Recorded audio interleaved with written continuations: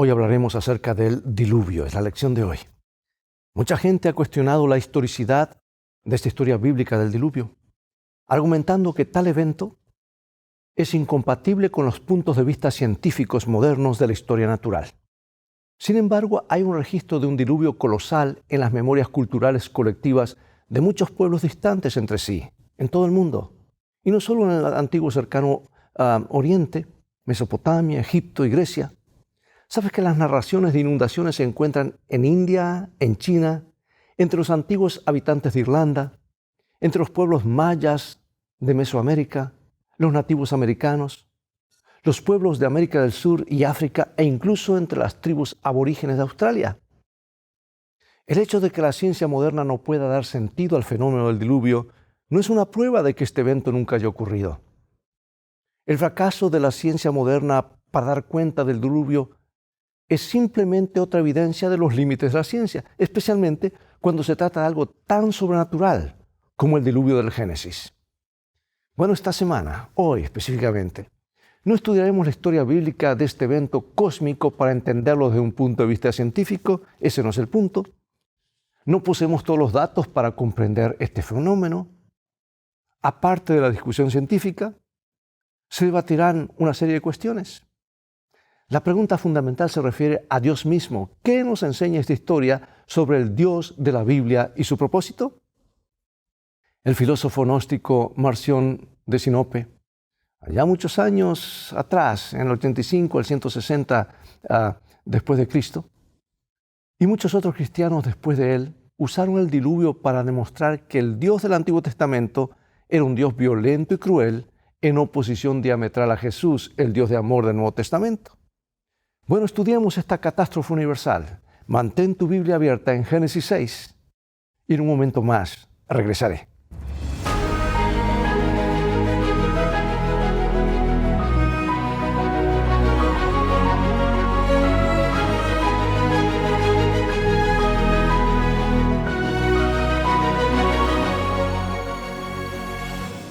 Comenzaremos con dos versículos bíblicos que nos hablan del diluvio.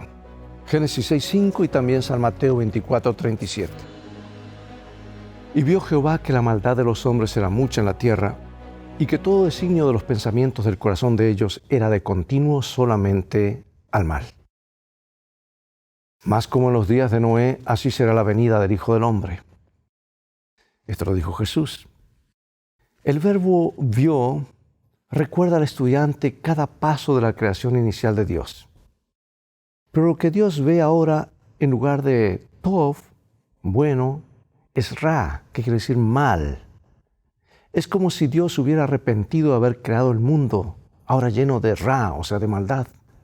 Y con todo, el arrepentimiento de Dios también contiene elementos de salvación. Porque la palabra hebrea arrepentirse, que es nayam, tiene un eco en el nombre de Noé, Noaj, que significa alivio. Por tanto, la respuesta de Dios a esta maldad tiene dos caras. Contiene la amenaza de justicia que lleva a la destrucción de algunos, y aún así su respuesta promete consuelo y misericordia a los que los lleva a la salvación de otros también. O sea que es una doble voz.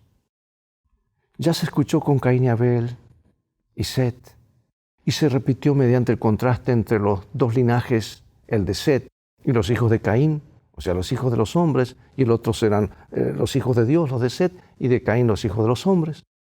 Y ahora la volvemos a escuchar cuando Dios distingue entre Noé y el resto de la humanidad. Bueno, quiero leer varios versículos, pero esta es la historia. Génesis 6:13 hasta el 7:10. Dijo pues Dios a Noé: he decidido el fin de todo ser porque la tierra está llena de violencia a causa de ellos. Y aquí que yo los destruiré con la tierra. Hazte un arca de madera de gofer, harás aposentos en el arca y la calafatearás con brea por dentro y por fuera. Y aquí que yo traigo un diluvio de agua sobre la tierra para destruir toda carne en que haya espíritu de vida debajo del cielo. Todo lo que hay en la tierra morirá. Mas estableceré mi pacto contigo y entrarás en el arca tú, tus hijos, tu mujer y la mujer de tus hijos contigo. Y de todo lo que vive, de toda carne, 2 de cada especie meterás en el arca, para que tengan vida contigo. Macho y hembra serán, de las aves según su especie, y de las bestias según su especie, de todo reptil de la tierra según su especie, 2 de cada especie entrarán contigo para que tengan vida. Y toma contigo de todo alimento que se come y almacénalo, y servirá de sustento para ti y ellos. Y lo hizo así Noé. Hizo conforme a todo lo que Dios le mandó. Dijo luego Jehová a Noé: entra tú y toda tu casa en el arca, porque a ti he visto justo delante de mí en esta generación. De todo animal limpio tomarás 7 parejas, macho y su hembra, más de los animales que no son limpios, una pareja, el macho y su hembra. También de las aves de los cielos, 7 parejas, macho y hembra, para conservar viva la especie sobre la faz de la tierra. Porque pasados aún 7 días, yo haré llover sobre la tierra 40 días y 40 noches, y raeré de sobre la faz de la tierra a todo ser viviente que hice. E hizo Noé conforme a todo lo que le mandó Jehová. Era Noé de 600 años cuando el diluvio de las aguas vino sobre la tierra. Y por causa de las aguas del diluvio entró Noé al arca, y con él sus hijos, su mujer y las mujeres de sus hijos. Y sucedió que al 7º día las aguas del diluvio vinieron sobre la tierra. Aquí está la historia, hermanos. Todo pereció bajo el agua. ¿Qué lección podemos aprender de este asombroso relato de la historia humana en sus comienzos? Yo veo aquí que la frase "y lo hizo así Noé, hizo conforme a todo lo que Dios mandó", concluye en la sección preparatoria. ¿Sabes que este eco entre el mandato de Dios y la respuesta de Noé sugiere la obediencia absoluta del patriarca a lo que Dios le había dicho que hiciera? Que es la palabra asá o hasá. También es interesante que esta frase también se la utiliza en el contexto de la construcción del arca del pacto. No estoy hablando del arca de Noé, sino del arca del pacto. Se usa la misma expresión.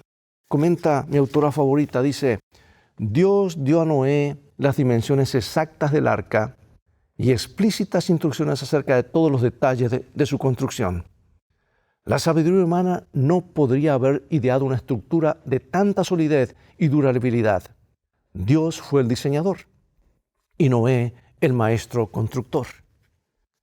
Noé, amados, se salvó simplemente porque tuvo la fe para hacer lo que Dios le ordenó. Fue uno de los primeros ejemplos de una fe que se manifiesta en la obediencia, en obras por amor a Dios, el tipo de fe que cuenta. En resumen, aunque Noé halló gracia ante los ojos de Jehová, fue en respuesta a esa gracia que se había recibido que Noé actuó en forma fiel y obediente a los mandamientos de Dios, al mandato de Dios. Pregunto, ¿no es así como debería ser con nosotros? ¿Sabes que Pedro parece tener respuesta? En 2 de Pedro 2, 5 al 9. Dice: si no perdonó al mundo antiguo, sino que guardó a Noé, pregonero de justicia, con otras 7 personas, trayendo el diluvio sobre el mundo de los impíos. Y si condenó por destrucción a las ciudades de Sodoma y de Gomorra, reduciéndolas a ceniza y poniéndolas de ejemplo a los que habían de vivir impíamente, y libró al justo Lot, abrumado por la nefanda conducta de los malvados, porque este justo que moraba entre ellos afligía cada día su alma justa, viendo y oyendo los hechos inicuos de ellos. Sabe el Señor librar de la tentación a los piadosos y reservar a los injustos para ser castigados en el día del juicio. Pregunto, ¿por qué solo se salvó la familia de Noé? ¿Y qué lección podemos aprender de la historia de Noé con respecto a nuestra función de advertir al mundo sobre el juicio venidero? ¿Sabes que el verbo asá o hacer, que alude a las acciones de Noé, también es una palabra clave en el relato de la creación del Génesis? Los actos de obediencia de Noé son como los actos de creación de Dios. Lo que podemos deducir de este nexo es que el diluvio no es solo cuestión de que Dios castigue a la humanidad, sino que también que Dios nos salve. ¿Por qué la descripción del diluvio nos recuerda el relato de la creación? ¿Qué lecciones podemos aprender de los paralelismos entre los dos acontecimientos? ¿Sabes que una lectura atenta del texto que abarca el diluvio revela el uso de muchas palabras y expresiones comunes en la historia de la creación? Por ejemplo, 7, macho y hembra, según sus especies, bestias, aves, reptiles y aliento de espíritu de vida. Por ende, la historia del diluvio se lee algo así como la historia de la creación. Y estos ecos de los relatos de la creación ayudan a revelar que el Dios que crea es el mismo Dios que destruye. Pero estos ecos también transmiten un mensaje de esperanza. El diluvio está destinado a ser una nueva creación a partir de las aguas, lo que lleva a una nueva existencia. El movimiento de las aguas, que este suceso de la creación, de hecho, revierte el acto de la creación del Génesis. En otras palabras, Dios crea, separa las aguas de las aguas y ahora a través de la agua destruye la tierra. Ahora, en contraste con Génesis 1, que describe una separación de las aguas de arriba de las aguas de abajo, el diluvio supone su reunificación cuando éstas explotan más allá de sus confines. Y este proceso transmite un mensaje paradójico. Dios primero tiene que destruir lo que existe para dar cabida a una nueva creación posterior. Pero escucha, Dios nunca hace esto sin ofrecer la misericordia para que la gente se arrepienta. Dios no se complace en destruir. Siempre da un mensaje de advertencia para cambiar nuestros caminos, que nos salvemos. ¿Y sabes tú que la tierra prometida requiere igual una destrucción, primero de esta tierra tal como la conocemos, para luego ser la tierra totalmente renovada? Y el apóstol Pedro lo explica así, 2 de Pedro 3, 6 y 7. Por lo cual el mundo de entonces pereció anegado en agua, pero los cielos y la tierra que existen ahora están reservados por la misma palabra, guardados para el fuego en el día del juicio y de la perdición de los hombres impíos. O sea que el proceso del diluvio, el suceso del diluvio, mejor dicho, prefigura la futura salvación del mundo en el tiempo del fin. Dice, vi un cielo nuevo, una tierra nueva, porque el primer cielo y la primera tierra pasaron y el mar ya no existía más. Y ahora, queridos amados, una pregunta a reflexión. ¿Qué hay en nosotros que necesita ser destruido para dar paso a una nueva creación? Es lo que veo en esta aplicación, no puedo hacer otra pregunta sino esta. ¿Qué hay en nosotros que debe ser destruido para que Dios haga en nosotros una nueva creación? Bueno, el diluvio llegó a su fin. No tenemos idea siquiera de la gran devastación. Podemos ver sus vestigios aquí en este planeta. La Biblia describe el efecto abrumador y completo de las aguas que destruyeron todo ser que vivía y prevalecieron las aguas sobre la tierra 150 días. Ese es en este contexto de total aniquilación y desesperanza que Dios se acordó, o sea, se acordó Dios. ¿Sabe que esta frase está situada en el centro de los textos que comprenden el diluvio? Una indicación de que esta idea es el mensaje central de la historia del diluvio. Génesis 8:1. Y se acordó Dios de Noé y de todos los animales y de todas las bestias que estaban con él en el arca, e hizo pasar Dios un viento sobre la tierra y disminuyeron las aguas. ¿Qué significa que Dios se acordó de Noé? El verbo zahar, o acordarse, significa que Dios no se había olvidado, es más que un simple ejercicio mental. En el contexto bíblico, el Dios que se acuerda significa el cumplimiento de su promesa y a menudo se refiere a la salvación. Cuando Dios se acordó de Israel, cuando Dios se acuerda de Noé, básicamente Dios reafirmando su promesa de salvarlos. Y en el contexto del diluvio, dice, se acordó Dios, significa que la lluvia fue detenida y que Noé pronto podría salir del arca. Y aunque todavía no había recibido una orden directa para salir, Noé toma la iniciativa y envía primero un cuervo y luego una paloma para tantear la situación. Y finalmente, cuando la paloma no regresa, entiende que las aguas se secaron sobre la tierra y quitó Noé la cubierta del arca y miró. El comportamiento de Noé es rico en lecciones prácticas, porque por un lado nos enseña a confiar en Dios, aunque todavía Él no haya hablado directamente. Por otro lado, la fe no niega el valor de pensar y tantear. La fe no excluye el deber de pensar, buscar, investigar y ver si lo aprendido es verdad. Y aún así, Noé sale únicamente cuando Dios finalmente le dice que lo haga. Es decir, incluso cuando sabe que es seguro irse, Noé todavía confía en Dios y espera la señal de Dios antes de salir del arca. Esperó pacientemente dentro del arca. Ahora trata de imaginarte, aquí hay una pausa. Trata de imaginarte tantos días, tantos meses, con todos esos animales. Ahí pacientemente le esperó. Dice mi comentadora favorita, dice, como había entrado obedeciendo un mandato de Dios, esperó hasta recibir instrucciones especiales para salir. Finalmente descendió un ángel del cielo, abrió la maciza puerta y mandó al patriarca y a su familia que salieran a la tierra y llevasen consigo a todo ser viviente. ¿Qué significa la expresión se acordó Dios? ¿Qué significa esta verdad para nosotros ahora? Leo de Salmo 106:4. Acuérdate de mí, oh Jehová, según tu benevolencia para con tu pueblo. Visítame con tu salvación. Es decir, ¿cómo ha mostrado Dios que se acuerda de ti y de mí? Él quiere salvarnos. Ese es el resumen. Bueno, ahora viene el momento en el que habría de cumplirse el pacto prometido. Dice más, estableceré mi pacto contigo y entrarás en el arca tú, tus hijos, tu mujer y las mujeres de tus hijos contigo. Bueno, en contraste con esta advertencia divina de destrucción, está el pacto de la promesa de vida. Veamos qué fue lo primero que hizo Noé cuando salió del arca y para qué. Génesis, ya estamos en capítulo 8, versículo 20. Génesis 8:20. Y edificó Noé un altar a Jehová y tomó de todo animal limpio y de toda ave limpia y ofreció holocausto en el altar.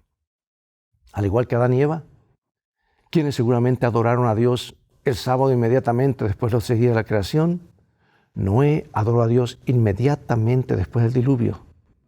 Otro suceso de creación en el sentido de la palabra, ¿verdad? En todo sentido de la palabra. Sin embargo, existe una diferencia entre los dos actos de adoración. A diferencia de Adán y Eva, quienes adoraban al Señor directamente, Noé tuvo que recurrir a un sacrificio.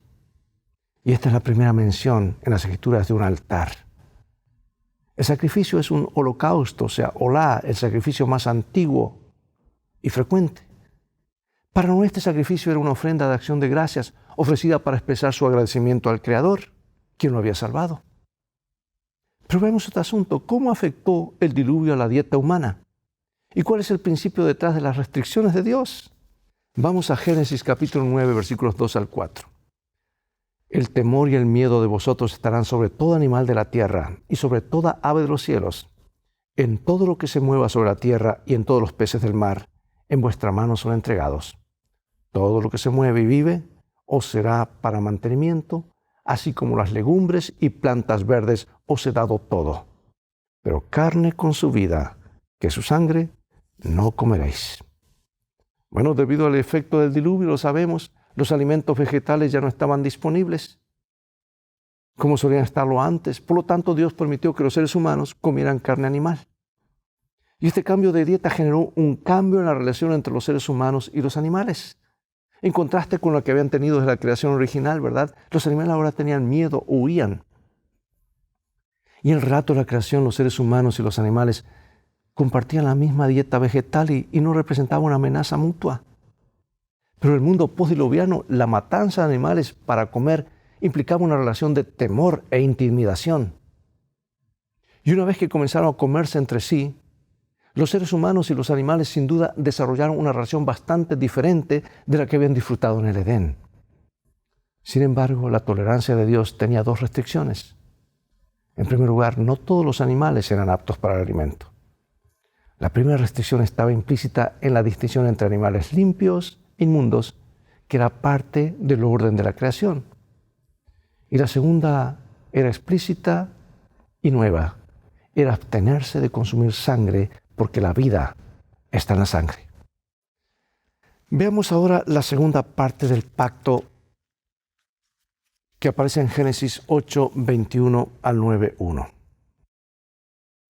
Y percibió Jehová olor grato, y dijo Jehová en su corazón: no volveré más a maldecir la tierra por causa del hombre, porque el intento del corazón del hombre es malo desde su juventud, ni volveré más a destruir todo ser viviente como he hecho. Mientras la tierra permanezca, no cesarán la sementera y la siega, el frío y el calor, el verano y el invierno, y el día y la noche. Bendijo Dios a Noé y a sus hijos, y les dijo: fructificad y multiplicaos y llenad la tierra. El compromiso de Dios de preservar la vida fue un acto de gracia. No fue el resultado de los méritos humanos. Dios ahora decidió preservar la vida en la tierra a pesar de la maldad humana. Génesis 8:22 dice literalmente, todos los tiempos de la tierra, es decir, mientras dure esta tierra actual, las estaciones vendrán y se irán y la vida continuará. En síntesis, Dios no se dio por vencido con su creación. Por cierto, el siguiente versículo que habla de la bendición de Dios nos transporta a la creación original con su bendición. El Señor, en cierto sentido, le estaba dando a la humanidad la oportunidad de volver a empezar. Génesis 9, 8 al 17. Y habló Dios a Noé y a sus hijos con él, diciendo, he aquí que yo establezco mi pacto con vosotros y con vuestros descendientes después de vosotros, y con todo ser viviente que está con vosotros. Mi arco he puesto en las nubes, el cual será por señal de pacto entre mí y la tierra. Y sucederá que cuando haga venir nubes sobre la tierra, se dejará ver entonces mi arco en las nubes. Y me acordaré del pacto mío, que hay entre mí y vosotros, y todo ser viviente de toda carne, y no habrá más diluvio de aguas para destruir toda carne. Bueno, ¿cuál es la trascendencia del arco iris? ¿Y cómo se relaciona esta señal de pacto con otra señal de pacto que es el sábado? La frase establezco mi pacto se repite 3 veces, lo que marca el punto culminante y el cumplimiento de la promesa inicial de Dios. Y tras la sección anterior, que es análoga al 6º día del relato de la creación, esta sección es análoga a la sección que cubre el 7º día del relato de la creación, o sea, el sábado. Dentro del texto, la repetición de la palabra pacto 7 veces resuena con el sábado. Como el día de reposo, el arco iris es la señal del pacto. Además, como el día de reposo, el arco iris tiene un alcance universal, se aplica a todo el mundo.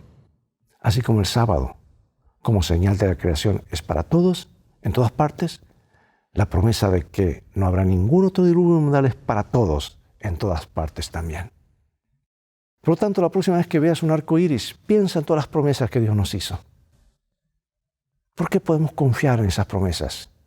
¿Y cómo nos muestra el arco iris que podemos confiar en ellas? Yo quiero finalizar con esta cita inspirada que muestra los paralelismos de aquella época y la nuestra. Los pecados que acarrearon la venganza sobre el mundo antediluviano existen hoy. El temor de Dios ha desaparecido del corazón de los hombres y su ley se trata con indiferencia y desdén. La intensa mundanalidad de aquella generación es igualada por la de la presente. Dios no condenó a los antediluvianos por comer y beber. Su pecado consistió en que tomaron esas dádivas sin ninguna gratitud hacia el dador y se rebajaron entregándose desenfrenadamente a la glotonería.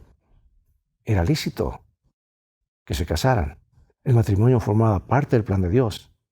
Fue una de las primeras instrucciones que él estableció, o instituciones, mejor dicho. Dio instrucciones especiales tocantes a esta institución, revistiéndola de santidad y belleza. Pero estas instrucciones fueron olvidadas y el matrimonio fue pervertido y puesto al servicio de las pasiones humanas. Condiciones semejantes prevalecen hoy día. Lo que es lícito en sí es llevado al exceso. El fraude, el soborno y el robo se cometen libremente entre humildes y encumbrados. La prensa abunda en crónicas de asesinatos. El espíritu de anarquía está penetrando en todas las naciones y los disturbios que de vez en cuando excitan el horror del mundo no son sino señales de los reprimidos fuegos de las pasiones y de la maldad que, una vez que escapen al dominio de las leyes, llenarán el mundo de miseria y desolación. El cuadro del mundo antediluviano que pintó la inspiración representa con fiel veracidad la condición a la cual la sociedad moderna está llegando rápidamente. Ahora mismo, en el presente siglo y en países que se llaman cristianos, se cometen diariamente crímenes tan negros y atroces como aquellos por los cuales fueron destruidos los pecadores del antiguo mundo. Es la triste realidad, el pecado se ha extendido y se ha multiplicado. Termino con estas preguntas. ¿Cuáles son las características comunes de la sociedad antediluviana y la nuestra? ¿Qué nos enseña estas características comunes acerca de la gracia de Dios?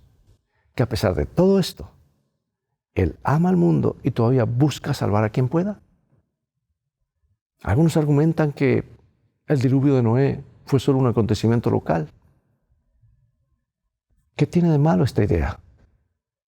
Bueno, si esto fuera cierto, ¿por qué cada inundación local y cada arco iris se convertiría a Dios en un mentiroso? Amados, Dios estableció su arco en las nubes para recordarnos que nunca más va a destruir la tierra cubriéndolo de agua totalmente. Es una señal del pacto dado con Noé. Hoy Dios nos da otra señal del pacto, que también es el sábado, diciendo: hijo, hija, yo quiero darte el descanso eterno. Acompáñame en oración. Padre Celestial, al considerar este tema que nos llena de horror y cómo el mundo fue destruido por la maldad del ser humano, te agradecemos también que de ese mundo que fue cubierto por agua, tú creaste, diste un nuevo comienzo a una familia que fue fiel en seguirte y obedecerte. Sabemos que este mundo está por colapsar. Esta vez no será por agua, será por fuego. Y de esas cenizas harás un cielo nuevo, una tierra nueva. Queremos estar dentro de esa arca que es tu iglesia, tu pueblo. Queremos aprender a escuchar tu voz, obedecerte y estar listos para ser ciudadanos de ese nuevo mundo. En el nombre de Jesús oramos. Amén. Amigos, es todo el tiempo que tenemos por hoy. Ha llegado el momento de despedirnos de esta sección del estudio del libro de Génesis. Será hasta el próximo programa de la serie Lecciones de Vida. Invita a otros a sintonizar este canal. Comienza a estudiar la palabra de Dios como nunca antes. No te arrepentirás. Transfórmate en un canal de bendiciones para otros. Dios te bendiga y te guarde. Y recuerda, tú vales mucho para Jesús. Él te ama más de lo que puedes imaginar. Y en el viaje de la vida en el cual todos vamos, las cosas van a terminar bien si hacemos de la Biblia nuestro GPS y a Jesús como nuestro guía. Maranata.